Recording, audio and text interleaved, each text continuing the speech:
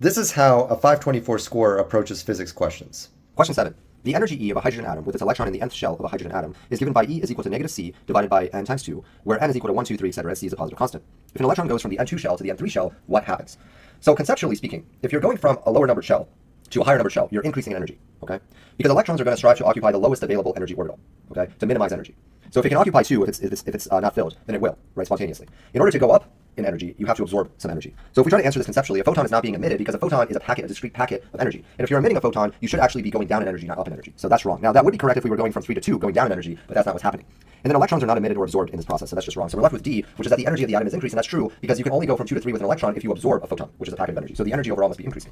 We can also look at this mathematically, right? Because if E is equal to this negative C, this positive constant, which isn't going to change, divided by n times 2, and we go from 2 to 3, then our starting position is going to be equal, so E of 2, let's say, is going to be equal to negative C divided by n is 2, so that's going to be divided by 4. And we're going to E3, which is negative C divided by 2 times 3, which is 6, right? And notice, okay, that this number, negative C over 4, no, the negative sign is important here, is actually a larger negative number than negative C over 6, because C is the same here, right? Like, for example, this could be, I don't know, this C could be 8, let's just say, and negative 8 divided by 4 would be negative 2, whereas negative 8 divided by 6 would be 3 halves, which is, the magnitude of that is less than 2, right? And so this is actually a smaller negative number than E2. So it's getting closer to 0, it's becoming more positive, which means it's actually increasing. So the energy for E3 is greater than E2, and the energy overall is increasing if you're going from E2 to E3. So mathematically we can prove it too, and D is the right answer.